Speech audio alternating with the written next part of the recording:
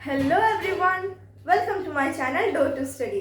तो आज हम पढ़ेंगे आईसीएसई क्लास 9 बायोलॉजी का chapter 7 respiration in plants. Okay, तो रेस्पिरेशन ये वर्ड हम पहले भी सुन चुके हैं, but it was not in terms of plants, isn't it. हम एनिमल्स रेस्पायर करते हैं, ह्यूमंस रेस्पायर करते हैं, ये सब सुने हैं, इजंट इट। तो रेस्पिरेशन क्या है, उसमें हम क्या इनटेक करते हैं? रेस्पिरेशन में हम ऑक्सीजन लेते हैं। अगर ह्यूमंस क्या सारे एनिमल्स की बात करें, देन रेस्पिरेशन में एनिमल्स क्या करते हैं? ऑक्सीजन लेते हैं और कार्बन डाइऑक्साइड एक्सहेल करते हैं, इजंट इट। तो क्या प्लांट्स में भी इसी तरह से होता है? Yes, the answer is yes. Plants भी रेस्पिरेशन के लिए ऑक्सीजन ही लेता है और कार्बन डाइऑक्साइड ही लीव करता है।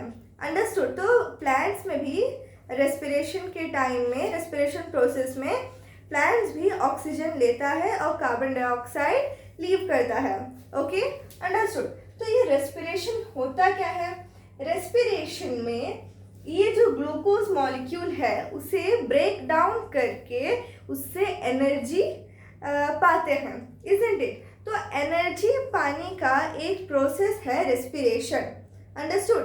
सो जो रेस्पिरेशन का जनरल फॉर्मूला, ओके, अब ये एनर्जी क्यों चाहिए? हर एक लिविंग सेल, चाहे वो प्लांट हो या एनिमल हो, सबका जो ह्यूमन बॉडी या एनिमल बॉडी या प्लांट बॉडी, सब कुछ जो है बहुत सारे सेल्स टिश्यूज से बने हैं, इजंट इट। अब ये सब सेल्स को वर्क करने के लिए, हर एक सेल को वर्क करने के लिए एनर्जी की ज़रूरत है, इजंट इट। और वो एनर्जी कैसे मिलेगा? वो एनर्जी रेस्पिरेशन के थ्रू मिलेगा, क्योंकि रेस्पिरेशन के मदद से जो फूड है, जो यानी कि जो ग्लूकोज है, उसे ब्रेक करके एनर्जी मिलता है, अंडरस्टूड। तो ये एनर्जी जो रेस्पिरेशन प्रोसेस में मिलता है, वही सारे सेल्स यूटिलाइज करते हैं अपना काम करने के लिए। ओके, तो ह्यूमन में क्या क्या काम होता है? ह्यूमन सेल्स बहुत सारे काम करते हैं, इजंट इट। लाइक ब्लड को सर्कुलेट कर, मीन्स ब्लड को पंप करते हैं, और मीन्स हार्ट ब्लड को पंप करता है, मीन्स हार्ट सेल सारे उसी में इन्वॉल्व है।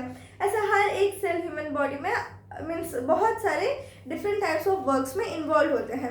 सिमिलरली प्लांट्स में भी plant cells different types of works में इन्वॉल्व होते हैं, like making starch from glucose, absorbing minerals from the soil, then laying down cell walls by plant cells। ये सब काम एक्टिविटीज़ ही है। तो ये सारे एक्टिविटीज़ को करने के लिए हर एक सेल, चाहे वो जितना अंदर भी क्यों ना हो, हर एक सेल को एनर्जी रिक्वायर्ड है, और वो एनर्जी इसी रेस्पिरेशन प्रोसेस से मिलता है। ओके, तो ये रेस्पिरेशन प्रोसेस का एक जनरल फॉर्मूला है। इधर क्या लिखा गया है? C6H12O6। ये कौन सा मॉलिक्यूल है? ये है ग्लूकोज का मॉलिक्यूल C6H12O6 प्लस 6O2 यानी कि oxygen molecules. Then enzyme also act in this reaction, and the product side में क्या लिखा गया है? 6CO2 यानी कि 6 carbon dioxide plus 6 water plus energy. तो ये पूरे रेस्पिरेशन के प्रोसेस में हमारा रिएक्टेंट साइड में कौन कौन से मॉलिक्यूल्स हैं? ग्लूकोज और ऑक्सीजन। और प्रोडक्ट साइड में कौन कौन से मॉलिक्यूल्स हैं? कार्बन डाइऑक्साइड, वाटर और हमारा एनर्जी भी है।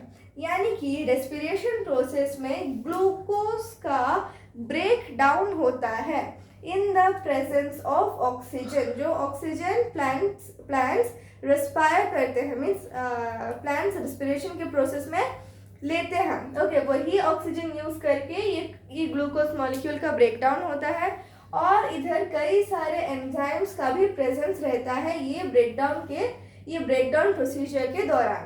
ओके, और फाइनली हमें रिजल्ट ये होने के बाद, ये ब्रेकडाउन के बाद हमें क्या मिलता है?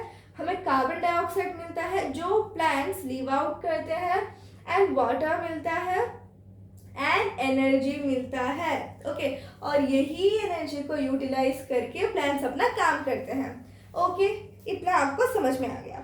अब 3 बहुत ही इंपॉर्टेंट बातें हैं जो ये रेस्पिरेशन इन प्लांट्स से रिलेटेड आपको जानना है, ये फॉर्मूला से भी रिलेटेड है। वो पहला ये है कि ये तो मैं एक लाइन में एक फॉर्मूला लिख दी, बट ये जो पूरा ग्लूकोज का ब्रेकडाउन का प्रोसेस है वो सिंगल स्टेप प्रोसेस नहीं है, ये एक सीरीज ऑफ स्टेप्स में होता है, यानी कि एक के बाद एक, एक के बाद एक, एक के बाद एक, ऐसा होता है। ऐसा नहीं है कि डायरेक्ट ग्लूकोज ब्रेकडाउन हो गया और कार्बन डाइऑक्साइड वाटर में एनर्जी मिल गया, ऐसा नहीं है। ओके, ग्लूकोज पहले और कुछ में कन्वर्ट होता है, फिर वो और कुछ में कन्वर्ट होता है, तो इस तरह से एक सीरीज ऑफ स्टेप्स है। ओके, तो इसमें दो मेन फेजेस है, ये ब्रेकडाउन ऑफ ग्लूकोज के अंडर में ही दो मेन फेजेस है। पहला है ग्लाइकोलाइसिस और दूसरा है क्रेब्स साइकिल। ओके, ग्लाइकोलाइसिस में ये जो ग्लूकोज इधर हम देख सकते हैं, ओके, ये जो ग्लूकोज है ग्लाइकोलाइसिस में, ये ग्लूकोज कन्वर्ट होता है किसमें, पायरुवेट में। अंडरस्टूड, ये ग्लूकोज कन्वर्ट ग्लाइकोलाइसिस प्रोसेस में ग्लूकोज कन्वर्ट होता है पायरुवेट में। अंडरस्टूड, ये था हमारा पहला फेज, दैट इज ग्लाइकोलाइसिस। दूसरा फेज क्या है, क्रेब्स साइकिल में इसी का कंटिन्यूएशन की तरह आप कह सकते हैं। इधर ग्लूकोज पायरुवेट बना है, अभी वही पायरुवेट जो है फिर फर्दर ब्रेकडाउन और एंजाइमेटिक प्रोसेस के बाद पायरुवेट क्या रिलीज करेगा, carbon dioxide, water and ATP यानी कि एनर्जी। अंडरस्टूड, तो ये है हमारा दो main phases which comes under the breakdown of glucose. Understood, तो ये जो पहला प्रोसेस है ग्लाइकोलाइसिस कहाँ पर होता है, ग्लाइकोलाइसिस होता है साइटोप्लाज्म में। किसमें, साइटोप्लाज्म में। whereas the Krebs cycle occurs in the mitochondria. Okay, तो ये छोटा छोटा पॉइंट्स है, ये सब आपको याद रखना है, because they are very important as well as they can come in your exams too. Okay, so glycolysis में क्या होता है, it's a breakdown of glucose to pyruvate and it occurs in cytoplasm. Krebs cycle में क्या होता है, Krebs cycle में pyruvate further breakdown, the further breakdown of pyruvate to give carbon dioxide, water and ATP, and this process takes place in mitochondria of plant cell. Okay, I hope कि cytoplasm और mitochondria आपको क्या है, याद है। Okay, anyway मैं एक छोटा सा डिस्क्रिप्शन इधर दे देती हूँ। Okay, इधर let it be a plant cell with a cell membrane and a cell wall। इधर हमारा न्यूक्लियस है और ये न्यूक्लियस है और इसके अंदर न्यूक्लियोलस भी है। तो ये जो पूरा रीजन है ये हमारा क्या है, ये पूरा रीजन ये है हमारा सेल मेम्ब्रेन बाउंड रीजन। क्या है, ये है साइटोप्लाज्म। साइटोप्लाज्म में कौन सा प्रोसेस होता है, ग्लाइकोलाइसिस। और इधर हम ऐसे कुछ और भी सेल ऑर्गेनेल्स देख पाते हैं, that is mitochondria, isn't it. और ये माइटोकॉन्ड्रिया में क्या होता है, क्रेब्स साइकिल। अंडरस्टूड, इतना ही है। अब ओके, हाँ, इधर आगे बढ़ने से पहले ये एटीपी क्या है, एटीपी है हमारा एनर्जी जो है वो एटीपी के फॉर्म में रिलीज होता है in the process of respiration. Understood, तो एटीपी का फुल फॉर्म क्या है, एटीपी का फुल फॉर्म है एडेनोसाइन ट्राइफॉस्फेट। अंडरस्टूड, एटीपी का फुल फॉर्म है एडेनोसाइन ट्राइफॉस्फेट। ओके, ये है एटीपी का फुल फॉर्म, क्या है, एडेनोसाइन ट्राइफॉस्फेट। तो एक नॉर्मल रेस्पिरेशन साइकिल में हमारा, मैं इधर ऑलरेडी कह चुकी हूँ कि एनर्जी रिलीज होता है, बट कितना एनर्जी रिलीज होता है, 38 एटीपी। यानी कि अगर एक, इधर आप देख सकते हैं ये इधर कुछ नहीं है, यानी कि one molecule, isn't it, one molecule of glucose reacts with 6 molecules of oxygen to give 6 molecules of carbon dioxide, 6 molecules of water and 38 ATP। Understood, ये आपको याद रखने कितना है, 38 ATP। एरोबिक रेस्पिरेशन का बात करें, क्योंकि इधर आप देख सकते हैं ऑक्सीजन प्रेजेंट है। एरोबिक एनारोबिक ये भी आप पढ़ेंगे थोड़ी ही देर में। ओके, तो ये हो गया हमारा first main important point, that is breakdown of glucose does not occur in a single step. Okay, उसके अंदर ग्लाइकोलाइसिस क्रेब्स साइकिल पढ़ लिए। अब नेक्स्ट पॉइंट है, each step proceeds by a particular enzyme, यानी कि हर एक स्टेप होने के लिए हर एक स्टेप के लिए एक पर्टिकुलर एंजाइम है। ओके, तो वो सब एंजाइम कौन कौन से हैं वो सब वो सब आप हायर क्लासेस में पढ़ेंगे, ओके, नॉट नाउ। तो ये आपको समझ में आ गया, that is each break down step, ये जो हर एक ब्रेक डाउन स्टेप हो रहा है, this is due to a particular enzyme. ऐसा नहीं है कि एक ही एंजाइम हर स्टेप्स में काम आएगा, ऐसा नहीं है, हर एक प्रोसेस के लिए एक पर्टिकुलर एंजाइम रहता है, okay. The third important characteristic is that the energy liberated in the breakdown of the glucose molecule is not all in the form of heat, but a large part of it is converted into chemical energy in the form of ATP, a chemical substance called adenosine triphosphate. Okay, ये इधर जो energy release हो रहा है, ये energy heat energy के form में नहीं होता है, मीन्स होता है बहुत ही स्मॉल पोर्शन, ये एनर्जी का बहुत ही स्मॉल पोर्शन हीट एनर्जी होता है, बट मेजर जो एनर्जी है वो हमारा केमिकल एनर्जी के फॉर्म में होता है, और वो केमिकल एनर्जी हमारे एटीपी के फॉर्म में स्टोर होता है। Understood? Chemical energy stored in the form of ATP. Okay, जब ये एटीपी एनर्जी है आपको पता चल गया, तो कोई ना कोई काम करने के लिए हम यही एटीपी को यूज करेंगे। तो जब हम ये एटीपी को यूज कर देते हैं, देन वो बन जाता है ADP, adenosine, okay, adenosine triphosphate के बन जाता है एडीपी। पर जब ये ग्लूकोज मॉलिक्यूल्स का ब्रेक डाउन होता जाएगा और फिर से एनर्जी प्रोड्यूस होता जाएगा, देन ये एटीपी फिर चेंज हो जाएगा एटीपी में। अंडरस्टूड? जब एनर्जी यूज करते हैं देन एटीपी एडीपी बन जाता है, और जब फिर एनर्जी ऐड ऑन हो जाता है देन एडीपी एटीपी बन जाता है, ओके। तो एटीपी को एनर्जी करेंसी ऑफ सेल कहा जाता है। इस तरह क्यों कहा जाता है? क्योंकि जो भी सेल को या फिर कुछ भी जहाँ पर भी एनर्जी का रिक्वायरमेंट होता है वहाँ पर एटीपी को यूज करते हैं। Understood? Because it is the energy currency, इसीलिए एटीपी को energy currency of the cell कहा जाता है, ओके। यस, ये जो मैं कह रही थी इधर क्या लिखा है, when energy in the form of ATP is used, the ATP is converted to ADP. ADP क्या होता है? Adenosine diphosphate, okay, adenosine diphosphate. ATP है एडेनोसाइन ट्राइफॉस्फेट, ADP होगा adenosine diphosphate, okay, diphosphate.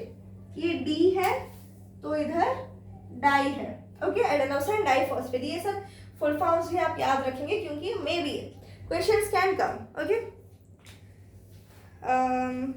Yes, and again when more energy is available by further breakdown of glucose, the ADP is reconverted to ATP, okay, यही मैं आपको समझा रही थी। और एक मॉलिक्यूल के कंप्लीट ब्रेकडाउन होने से हमें 38 ATP मिलता है। हो गया, ये पोर्शन आपको पूरा समझ में आ गया। अब आगे बढ़ते हैं। आगे है, यस, लिविंग ऑर्गेनिजम्स में दो टाइप के मेटाबॉलिज्म देखे जाते हैं। अब ये रेस्पिरेशन भी ओके, एनीवे हम आगे बढ़ने के टाइम में आपको समझ में आएगा। तो लिविंग ऑर्गेनिजम्स में दो टाइप के रेस्पिरेशन देखे जाते हैं, एक है एनाबॉलिक रेस्पिरेशन और एक है कैटाबॉलिक रेस्पिरेशन, ओके। तो ये दोनों में डिफरेंस क्या है? Anabolic respiration is a constructive और बायोसिंथेटिक प्रोसेस। एनाबॉलिक रेस्पिरेशन यानी कि कंस्ट्रक्टिव और बायोसिंथेटिक प्रोसेस है। तो इसका मतलब क्या है? Anabolic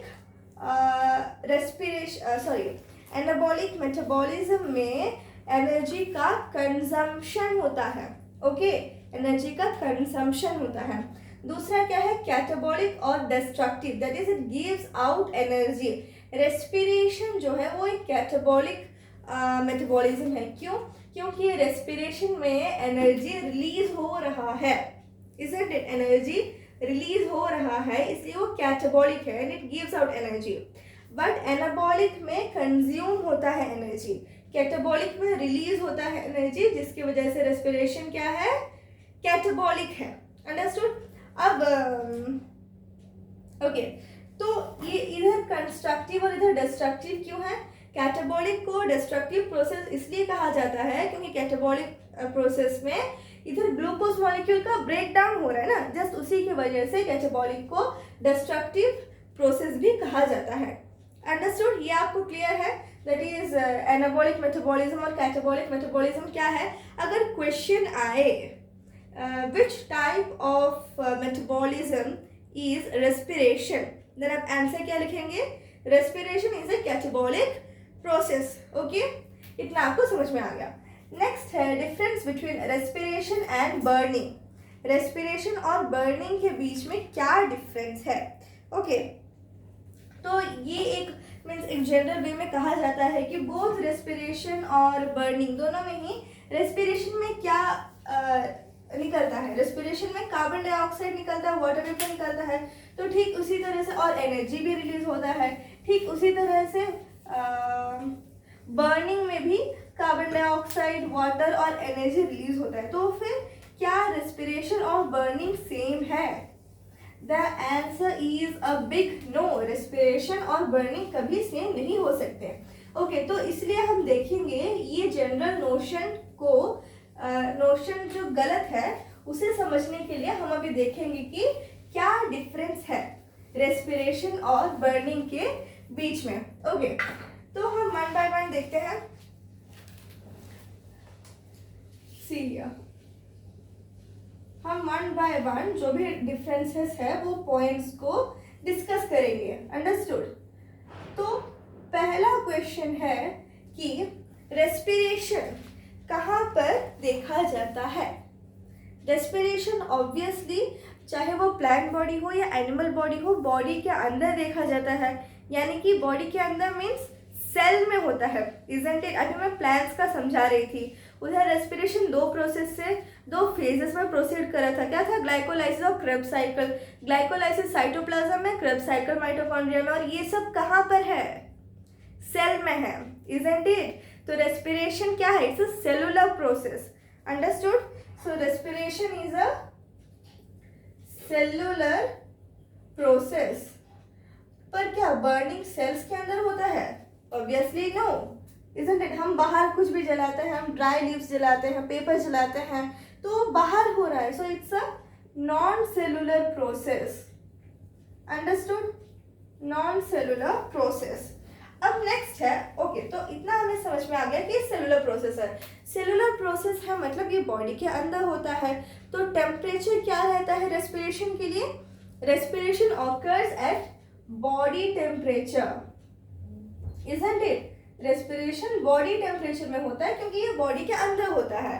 but burning requires very high temperature. Isn't it? आप देखें ना, माचिस से सब जलाते हैं या फिर पेट्रोल डाल के जलाते हैं, कुछ भी करते हैं, तो बर्निंग के लिए बहुत ही ज़्यादा अमाउंट ऑफ मीन्स टेम्परेचर की रिक्वायरमेंट रहती है. Very high temperature. नेक्स्ट है यस, इधर रेस्पिरेशन की बात करें देन वो एक ही साथ नहीं हो जाता. जैसे बर्निंग होता है, बर्निंग आप जस्ट माचिस लगा के डाल देंगे then it will just burn. Isn't it? But respiration ऐसा नहीं होता. रेस्पिरेशन स्टेप बाय स्टेप होता है. Isn't it? So respiration occurs in a series of chemical steps. In a series of chemical steps. But burning ऐसा होता है? Obviously नहीं होता. It occurs in a single step. अब चलते हैं नेक्स्ट पॉइंट की तरफ. यस, इधर जब मैं ये रेस्पिरेशन प्लान समझा रही थी तो जब फॉर्मूला लिखा गया था उधर एरो के ऊपर एंजाइम्स लिखा गया था. इसका मतलब क्या है? रेस्पिरेशन में एंजाइम्स इन्वॉल्व है. बट ऐसे कोई एंजाइम आप बर्निंग में नहीं देख पाते हैं. Isn't it? So it is respiration is carried out by enzymes, but burning में no enzyme is involved. Okay, no enzyme is involved. Next difference क्या है? Next difference is respiration जो है ह्यूमन बॉडी या प्लांट बॉडी या animal body के अंदर होता है, which means it is a biochemical process. क्योंकि इसमें एंजाइम्स और बहुत सारे मॉलिक्यूल्स भी इन्वॉल्व होते हैं. So it's a biochemical process. क्या है? Respiration is a biochemical process. But अगर हम बर्निंग की बात करें then it is a physiochemical process, physiochemical process, क्योंकि ये एनवायरनमेंट या सराउंडिंग में हम देख सकते हैं। It's a physiochemical process. हमारा नेक्स्ट डिफरेंस है energy is liberated as ATP, isn't it? Respiration में एटीपी के फॉर्म में उधर लिखा गया था ना, इजंट इट, कि उधर लिखा गया था ना साइड में एनर्जी ब्रैकेट 38 एटीपी। तो एनर्जी रेस्पिरेशन में जो एनर्जी लिबरेट होता है it is in the form of ATP and very little amount of heat. But respiration में ऐसी बात नहीं है। रेस्पिरेशन का जितना भी एनर्जी रिलीज होता है it is in the form of heat and light.